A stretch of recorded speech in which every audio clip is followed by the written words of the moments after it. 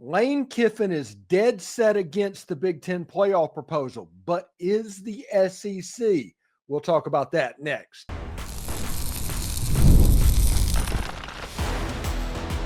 You are Locked On Ole Miss, your daily podcast on the Ole Miss Rebels. Part of the Locked On Podcast Network, your team every day. Welcome to the Locked On Ole Miss podcast, the most watched Ole Miss podcast around. I'm your host, Steven Willis, a 10-year veteran member of the national media and a former Ole Miss staff member.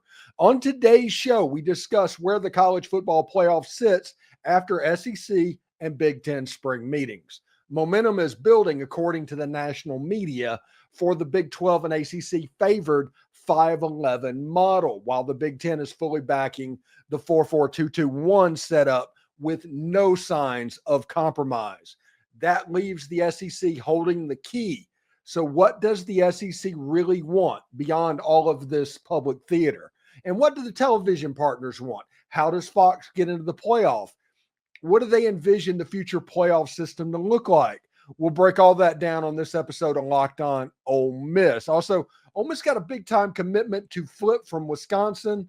We'll go in depth tomorrow, so you can tune in for that. Also tonight, we'll talk last night's regional action with Michael Katz of the Northeast Mississippi Tupelo Daily Journal. But this episode, it is all football. Remember, we're free and available on all the podcast apps and on YouTube. Thank you for making Locked On Ole Miss your first listen every day, and a special hello to the insiders and everydayers who make the show what it is. And don't forget to check out a second listen on the network. Chris Gordy at Locked On SEC, Corey Burton at Locked On Vandy offer even more perspectives on college football, the SEC, and all things Ole Miss when it is relevant. This episode is brought to you by Monarch Money. Take control of your finances with Monarch Money. Use the code LOCKEDONCollege, all one word, at monarchmoney.com for 50% off your first year. That is Monarch Money. So, going into the spring meetings last week in SEC, first of all, it was really weird that media goes to the spring meetings for the SEC and nobody talked about the Big Ten at all. We even talked to Chris Childers last week about that. They thought Tony Petitti needed to be out there a little bit more, and there might be a little bit of a rhyme and a reason for that. And when we went into SEC spring meetings, they talked about the SEC giving Greg Sankey the ability to leave the NCAA. Do you remember that show? How if it didn't go the way that Greg Sankey thought that was necessary, he was allowed to leave. He talked about the 4-4-2-2-1 system that is going around for the playoffs. We talked about the 5-11 system, which we are going to talk about in this segment today. Because the SEC kind of holds the key to the playoff in college football. And right now there's a major public information and public campaign to kind of peer pressure the SEC on the 5-11 system. Listen, the 5-11 system would be 5 automatic qualifiers for each of the Power 4 conferences and the G5, and then 11 at-large bids. In theory, it would be good. The SEC and the Big Ten would probably dominate those spots. Everybody would be happy, but it's not that simple. As much as they want you to think it's that simple, it is not that simple. First of all, the SEC would be fine with the 5-11 system because if you look over the last 20 years, the SEC and the Big Ten have been getting more spots than the 4 in the 4-4-2-2-1 system. Okay? Period.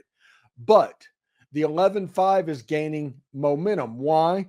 Because the Big 12 and the ACC are going to be all about that because they think that is an open system without the automatic qualifiers. Listen, the automatic qualifiers are a dirty word because Greg Sankey is attached to it.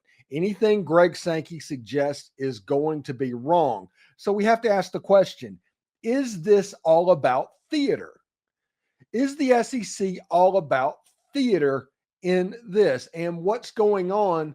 Is it what needs to be paid attention to, or is it them telling us what they want us to know? Because coming out of SEC Media Days, it was all about the 5-11 and going with the Big 12 and the ACC and how that momentum is going. But if you listen to the quotes that were happening at SEC Media Days, there's still a lot of 4-4-2-2-1 going around. And I think that might be where we end up. So we looked at ESPN, we looked at CBS, we tried to research as much as we could on the momentum and what the national media was saying about the 4-4-2-2-1. Some SEC athletic directors stressed this week that they would only favor a 9-game league schedule if conferences are guaranteed 4 playoff spots. Also, that is the Big Ten's preferred model. When they had spring meetings in Los Angeles, they basically walked away with the 4-4-2-2-1 would be the way that they want to go. The reason that is important, the SEC cannot unilaterally decide this, despite what people in the Big 12 and the ACC and the G5 want you to believe, despite what the public information campaign on Twitter is all about. They need to do and agree with the Big Ten.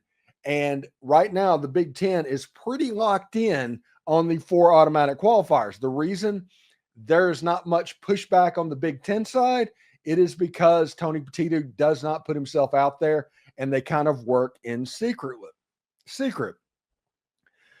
Trev Alberts, the athletic director of Texas A&M, said, if we are not confident that the decision-making about who gets in and why or what the metrics around it is going to be really hard for some of my colleagues to get to the 9-game SEC schedule. The only way the 5-11 model is going to pass is if the SEC goes to 9 games. Once again, I do not think this 5-11 model is going to get the traction that you think it is because of all of these little nuggets that have been dropped. Trev Alberts said, we have a timeline that is getting tight, and we recognize that. It seems like everything is coming to a head.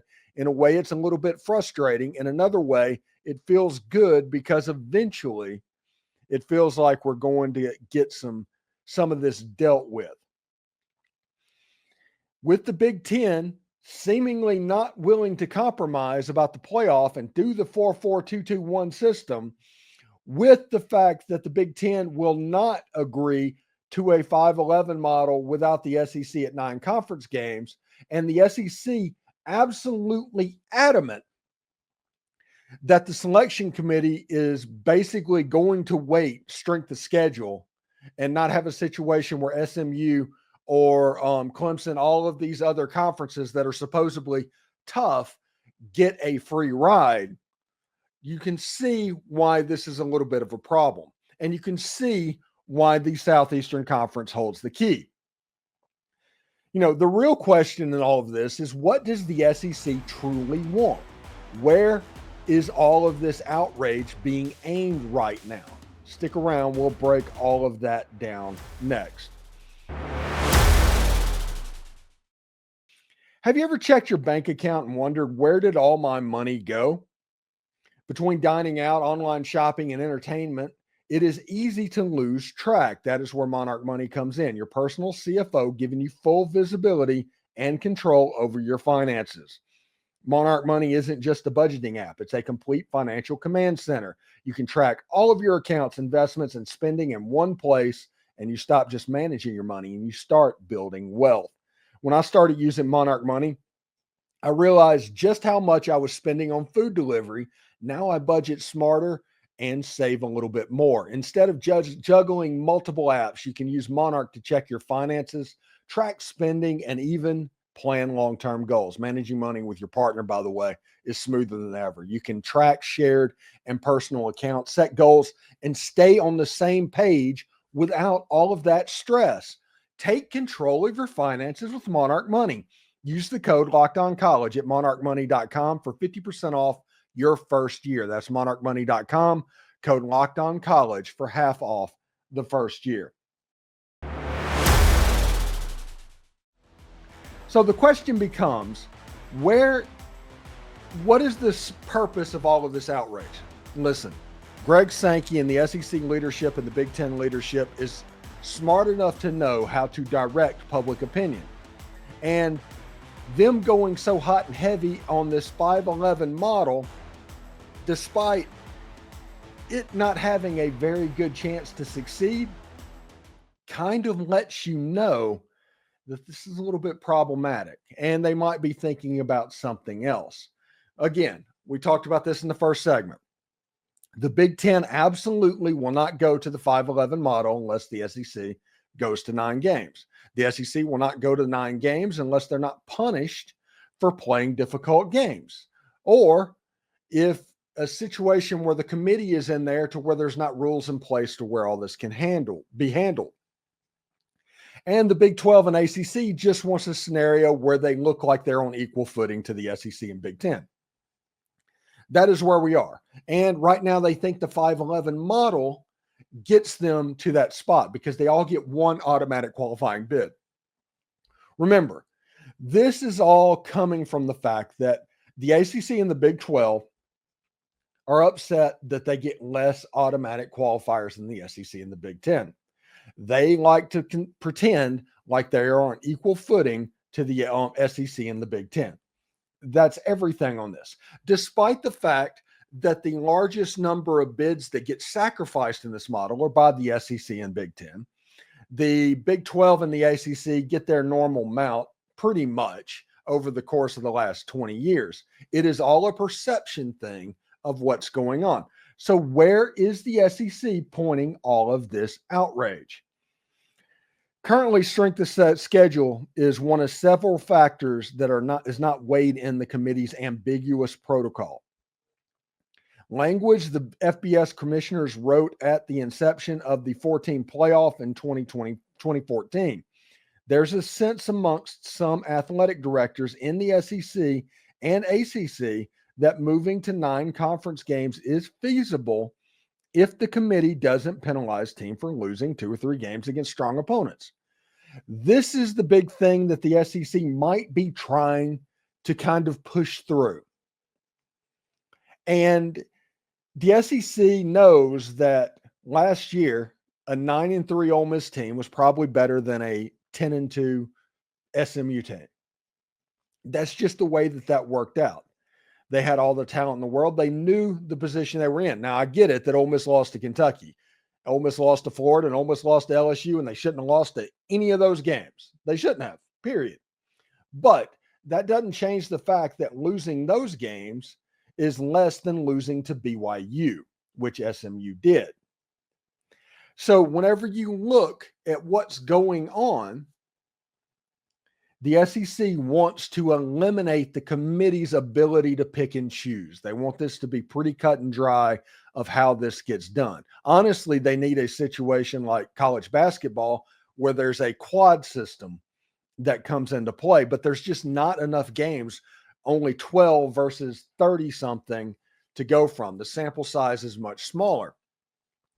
So the SEC wants something to allow them to go to 9 games. And we will talk about what the 44221 brings to the table and the financial incentive to do that, and the television partners and so many things going for that format. It's almost would be an upset if it wasn't that format. I think that is the reason this 5-11 program, this scheduling situation, this playoff is going through right now. They want people mad at that system. So when the SEC and the Big Ten goes back to the other one, they get their way as it looks. They want it to be such a toxic environment around the college football playoff that they are able to kind of look at how this is going to go. I'm pretty fired up about where this could end up. I am really interested to see how they do this. But the SEC, make no mistake, is pointing the direction of the outrage and the attention somewhere else so they continue to build this other thing. It's really interesting stuff. I'm pretty fired up, again, to see where it all ends up, but the SEC holds all the cards in this playoff agreement. Remember, this is what you need to know going into this playoff round. The SEC and the Big Ten have to agree about the format.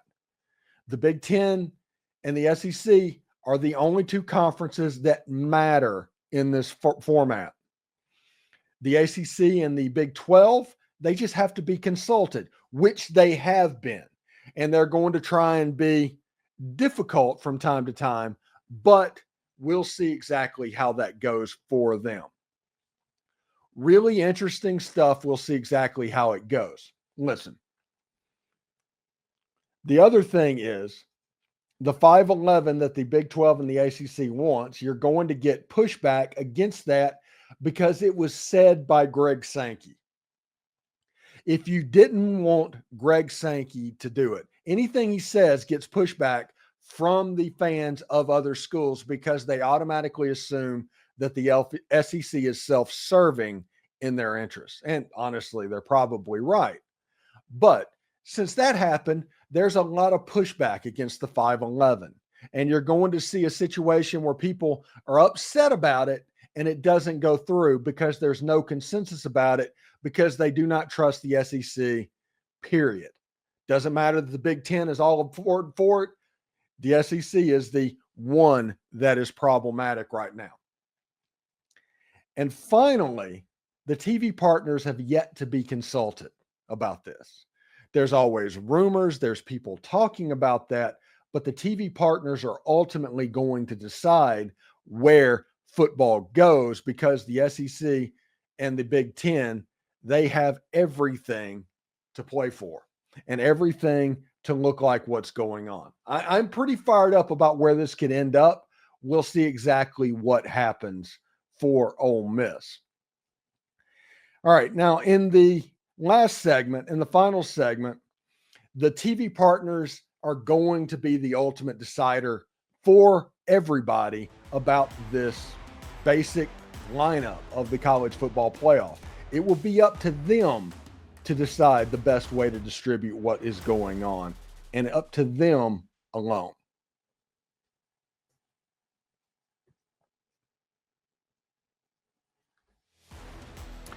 Okay, there's two entities that we have not discussed in this playoff after the SEC spring meetings and the Big Ten spring meetings.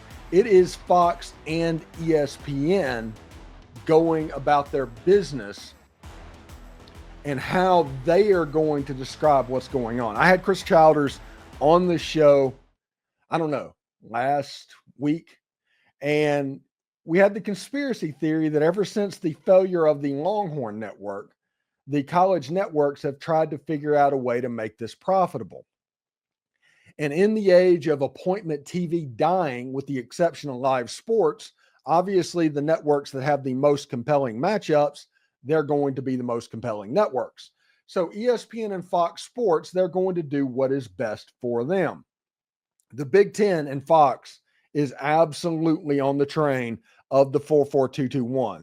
It has more money and guaranteed access. That means it doesn't matter who you schedule. That means an SEC Big Ten Challenge ends up on the schedule every year. That means playing games become a thing.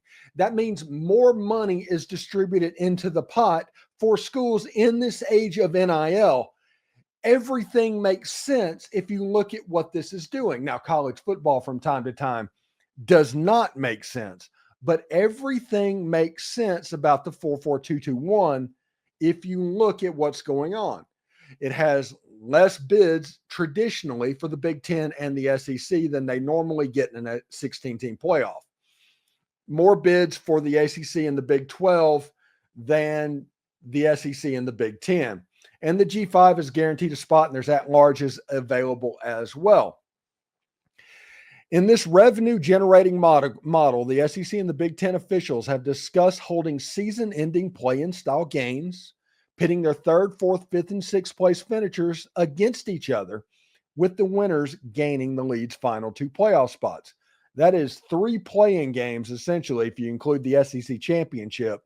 Also in this format, the SEC would likely move to a 9-game conference schedule. Again, more money for TV advertisers and everything that's going on. Both of these concepts generate more revenue at a time when schools are at the height of their financial stress. How much revenue? Well, that remains uncertain, but ESPN is gearing up to finalize an offer with the SEC as many as $5 million per school in additional revenue for just the SEC's 9th conference game. It's not just that. For an SEC Big Ten challenge, they're talking about putting that up for bid as a separate entity. You could have somebody like TBS or TNT go in and bid for those rights as well, and that'd be another $5 million plus per school. And then there's the play-in games, to where there's multiple games on that championship Saturday, providing the most respected theater that you can have on championship Saturday before the playoff. Everything leading into a playoff that is going to look remarkably similar to the playoff that you would have had anyway. That is what's on the table. That is the truth about the 4-4-2-2-1-1. And if you look at that, also it brings regionality back into the conference games, to where the games inside the conference matters. And in a place like the Southeastern Conference, that matters more than most, because it is the last conference out there that kind of has a geographic footprint at this point. So if you look at what the TV networks are going to want, and they're going to want a piece of this playoff, and the TV advertisers attached to the Big Ten and the SEC are going to want this. The Fox and ESPN also own the other conferences as well. I'm going to err on the side of the money is, follow the money in this situation. And you're going to have a situation to where ESPN and Fox is going to be much more profitable in college football if they go to this system. Now, I've heard stories that if the SEC and the Big Ten push it through, there's going to be legal challenges to it from the Big 12 and the ACC. And in 2030, when it comes back up to a vote, they're not going to give that vote again. So it will change immediately. I think in that situation, that's the point where the SEC and the Big Ten separate. And everything goes away, and the Big 12 and the ACC kind of become a G5 level program. It's interesting stuff. I'm really interested to see exactly how they're going to play this out, but it is interesting stuff to see exactly what can happen. Thanks for watching the Locked On Ole Miss podcast and making it your go-to source for Ole Miss sports. We pride ourselves on offering the most comprehensive perspectives, which is why we're the number one Ole Miss podcast out there.